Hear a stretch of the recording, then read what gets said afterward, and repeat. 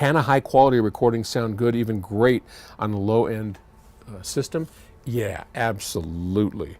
I can share with you a little bit of what my experiences are in that we have at our house, and for those of you that have kept up with Ask Paul series, you should know that my system at home, I mean, I've got one of the world's best systems here at work, but at home I had one of the world's worst system, these speakers that were hidden in the ceiling, and oh gosh.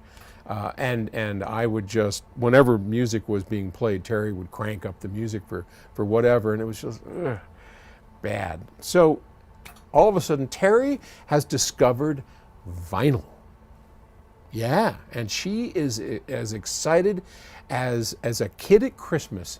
So we got her a beautiful clear audio. Well, she picked this all out when we got her. She went out. She went to our buddies at Music Direct and worked with the people there. She bought a beautiful clear audio turntable, a pair of gorgeous Kef speakers, those the small bookshelf Kefs that have the coaxial driver with the tweeter in the middle. I don't remember what they're called, but they're really good speakers.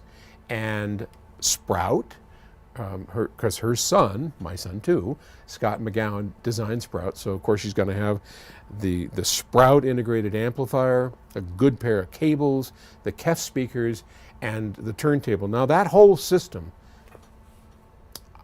we probably have $4,000 in it because the speakers are not cheap, nor is the I think the turntable is $1,500, speakers maybe a couple of grand, Sprout's $500, you know, like that. So what does that add up to? $4,000, $3,000, something. It's not a terribly expensive system.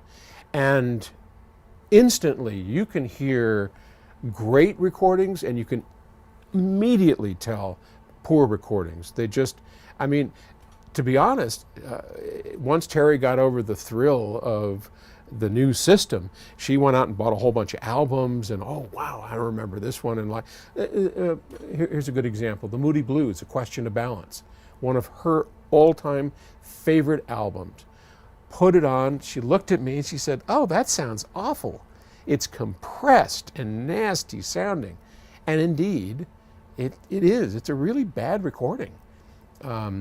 She put on, her mother had given her a copy of Sergio Mendes and Brazil 66, old scratched up thing, put it on, like, this is heaven. It's a really good recording.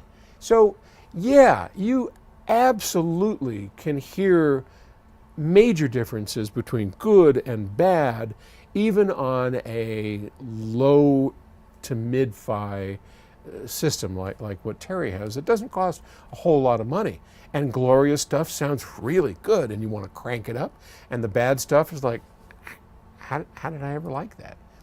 Now to the second part of his question, which I've already forgotten, can a high-end audio system rescue and resurrect a mediocre, indifferently made recording? No, unfortunately it can't.